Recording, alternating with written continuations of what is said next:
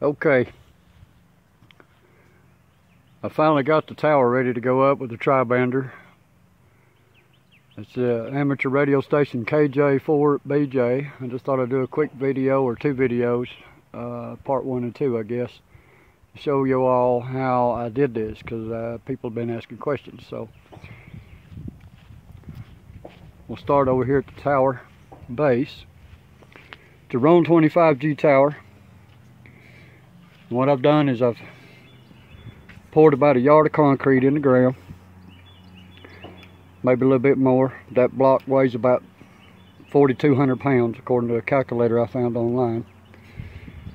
And I've got a little homemade hinge assembly, and it's just a tower base plate made for a center pin or a pier pin, but I decided not to use that. I made my own homebrew plate.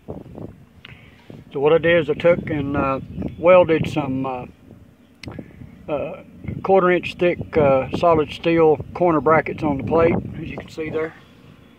And then these little plates right here are just for extra support. And then the pre-drilled square tubing with a solid 5/8-inch steel pin going all the way through the angle stock, or the stock there, through the corner brackets, and as you can see, it acts as a pivot there. And that's how I did that. And so far it's working very well. Up top, when I get the tower up, it goes to a house bracket I made. I welded two 4-inch TV mast brackets on a piece of angle stock and lag screwed it to the eave, which is a 2x6. The 2x6 and that bracket do not hold the tower up except for just long enough to get the guy wires on. It's not for support in the wind. I don't know if you can see it, but right up there above it, there's a 6-foot long 5/8-inch threaded rod that runs through the fascia board. And then that's drilled through 3 roofing rafters inside, interlocked on each side of each rafter with nut, bolt, flat washer, and lock washer. So the whole roof holds the whole tower. And got it on there with a pulley and a winch cable, as you can see. And then you go up the tower here to your little solenoid for your winch, little push button for your winch right here. Just a 12-volt ATV winch. I got it at Tractor Supply for $100. It's a traveler winch, 2,500 pound, mounted on the tower with angle stock. This winch does have an automatic brake, so when you stop it, the tower stops, forward or reverse. And the little button here has got a forward and reverse. You just press it to go up or down, and then when you let go, it just stops and holds the tower. And it's a little solenoid, as I mentioned before. Then you go on up the tower here. Get on up the tower, and you go to the first pulley, which goes through the pulley here. It's a 1,400 pound pulley from Tractor Supply. Goes through the pulley, back up to that pulley, and then back down to the far end of the tower to the same kind of pulley and chain assembly. And what that does is it keeps the tower from bowing down as you go up and down. There is a little bit of a bow in it, but I can't go any further. It's just the way it is. And but it's straight enough where there's no stress, so you can go up and down with the tower and you don't run the risk of buckling. And then I put 3 guy wires on it, or 2 sets of guy wires rather. This is a 3/8-inch diameter guy wire that I've had since the 1990s on the former tower project. Each one is secured with 3 clamps on each end. And then you got another set right up here. It goes right up here. It's a little bit overkill. I probably didn't need these. The tower's only 45 foot tall. And then the mast out the end puts a beam antenna at about 52 feet off the ground, which is plenty high for me anyway, because I live on the mountaintop here. And it's a Ham 4 rotor that I've had since the 1990s. She's short. She's like an Energizer battery. She just keeps going and going, or the bunny anyway. And that's it. That's basically a quick overview of that. What I'm going to try to do is take video of this thing going up, and we'll see how we do. Now down here on the antenna is a Cushcraft A3S tri-bander, and I've got it mounted on the end of the boom here, as you can see. And then that's a Comtech 1-to-1 current balun, rated at I think it's 5,000 watts, single side band, 3,000 on CW, I think. It's a dual core balun. I just like baluns on my balanced antennas because the driven element is a balanced radiator, and I prefer that. I think that works better for me than trying to wind my own balun. Some folks can do it better, but I'm not able to do such a good job at winding the balun, so that's what I use. Now, my beam has been down since the year 2000. And as a result of hauling it around from place to place, moving from house to house, the boom got a little sag. And so what I did is I made a homebrew truss to support the boom, to keep the boom from sagging, and keeping the elements more in a line with each other after I get it up and gravity takes over. But it's basically just took a mineralax strap that you use for EMT conduit, put it around the boom, tightened it down right here, and put just a little aluminum guy wire right here, and then just kind of twisted it around there. It's a little 100-foot roll of guy wire I bought at Walmart. I think it was like $5 or $10. Just a television, TV, antenna mast guy wire. And that goes up here. Let me get over here where you can see better. And you get up here, and that goes to a turnbuckle right here with some more mineralax straps mounted over the top swagged edge of this 1.25" TV mast, and then your eye bolt for tensioning the cable. Then you've just got like a homemade truss that holds the boom up. And this mast right here is a 1.25" TV mast, and it just slides down into the main mast. And then I've got it locked in with one of the old Radio Shack TV U-bolts. The saddles on those U-bolts have jagged teeth on them, so they're real good for doing that. You put one side of the jagged saddle on the main pipe and one on the little pipe, and you rest the collar of the U-bolt where the two meet, and then you just tighten it down good. That way it don't fall down in there. These ain't real tight, but they're not going anywhere. The wire will keep them from going, and gravity will do the rest when they get it up. And that's basically it. And that's the tower project. It's ready to go up. I've got the feed line on, the rotor cable on, the rotor's working. All I got to do now is stand it up and tie it off. And then the guy wires, I got to put them on, and I'll show you them real quick.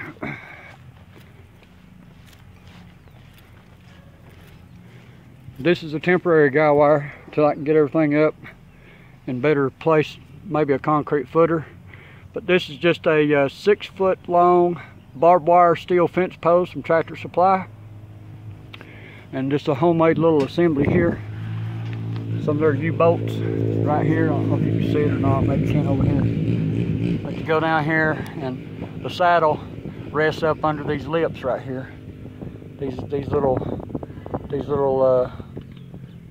things here for where they put the barbed wire on when they're running barbed wire fence. But you just rest the saddle on there, and I had to use the washers for spacers, and it just worked out pretty good. Where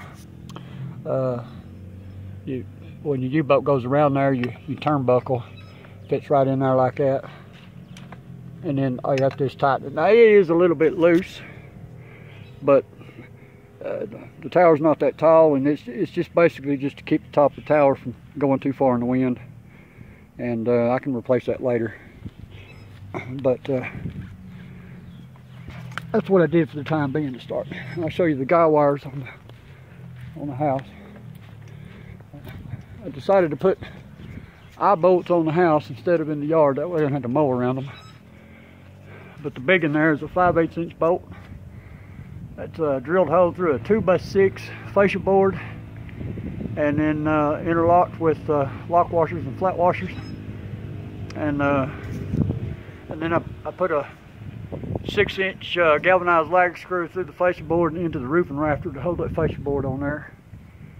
So far it seems to do okay. I've had the tower up. It seems to do all right in the wind. And then I can always use a better set later. Turnbuckles. I wanted to show you how I did the turnbuckles.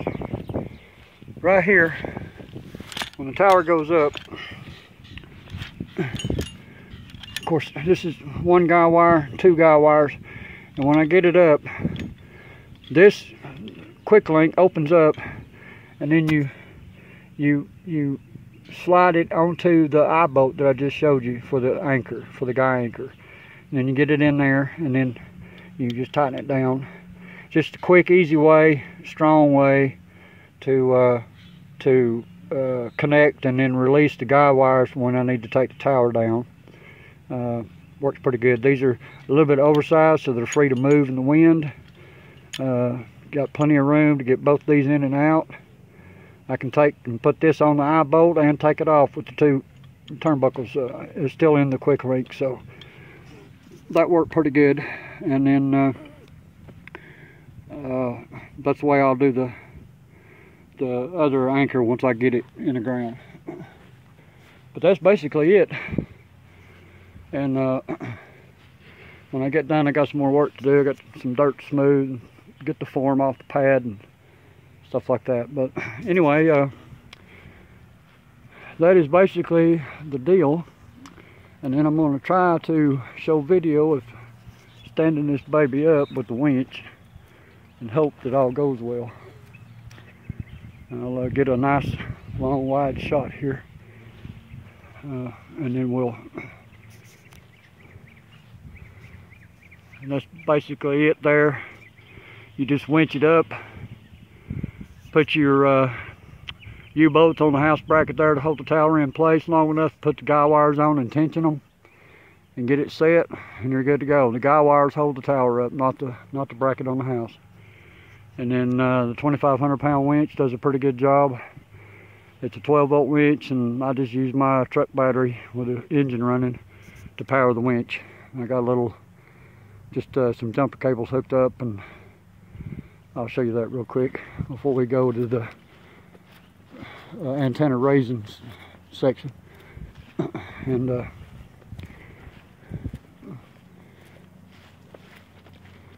show you this real quick. I'll be glad when I get all this done, that way I can clean the yard up. But basically just you know, battery hooked up there, and then made me a little homemade insulator block because I needed more than 1 set of jumper cables. Then you come over here to another block. These are just 16 penny nails holding the clamps on there. And then I put little nuts and bolts on the end of the power wires there, and then just it does a good job of allowing the clamp to bite down on that good. And then all you do is just pick up your button and stand over here out of the way and go up or down. That way when I get to be a much older man, I can drop this thing down and service the antenna if I need to. The only thing I didn't do that I wanted to do is I wanted to put a hinge assembly on the tri-bander, where when the antenna came down, the antenna folded out parallel to the ground. I couldn't make it to work, and I decided just to go with that route. I can get to where I should always need on a 6-foot ladder or 8-foot ladder, which is usually the feed point, barring any other problems with the boom or the elements, but I think it's going to work pretty good. So anyway, I've already had the tower up and tested the antenna. SWR is at or below 1.5 to 1. just about covering the entire 2/3 of each of the bands of 10, 15, and 20. Worst SWR was a 1.7 on any band, so that should allow my rig to put full power onto the feed line, and it should be good. The feed line, I just want to go with ladder line and 2 9-to-1 ballons so that I'd get over 900 watts to the antenna when I'm running my amplifier, which is a KW. But what I chose to do instead, to make it easy, this is a low loss 9913 that I've had for many, many years. When I get it up and get it all completed, I should have about 0.5 dB loss on the entire feed line run. And at 1,000 watts at 30, 1,000 watts at 30 megahertz on the input end of the line, this cable will allow me to get about 860 watts to the antenna. And of course, as you know, 600 watts is all you need. You have to quadruple the power before anybody noticed an S meter difference of 1 S unit, so that's 6 times 4 is 2,400 watts. So you don't have to go that far just for somebody to see a big change. So I decided to go with this feed line because when it gets to the beam's an 8 dB gain antenna. So you get that back right off the back, and then your net yield is a 7 dB gain antenna once you account for the feed line loss. And then you've got your effective radiated power as a result of the gain, and that gets up to over 4,000 watts ERP. So I think that will work just fine. So anyway, that's it. And I'll give you another little shot of how all that is set up. Your winch cable, and don't know how good you can see that, but anyway, we're going to try to pull this thing up and get her set. Maybe have this thing on the air tonight, working some DX.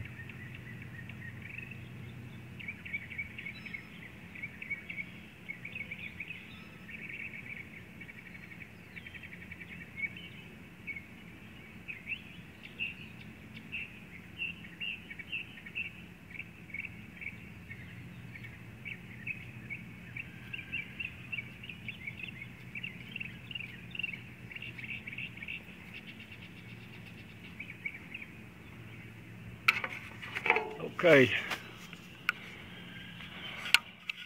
And there you have it. She's up. Now all I have to do now is attach the house brackets and then take pressure off the winch and then put the guy wires on, and should be done. Should be ready to talk here later on this evening. That puts the antenna, like I said, about 52 feet up. Tower's not straight right now, but once I get it in the brackets, and you notice it's maybe a little leaning to the left, but that's just because the base plate is a little warped, and it kind of leans to the left as it goes up as a result. But it's not too bad, as long as you get the winch going good and don't get your pulleys twisted. Just get it to where there's some tension on it, and then just let her go and try not to stop till you get it on the ground or all the way up. That way you don't have too much rocking. It takes a lot of stress off the tower, but that seems to work pretty good. And that's a whole lot better than climbing that baby. So anyway, there you go. Maybe later on I'll take some more video after the guy wires on and show you how I did that.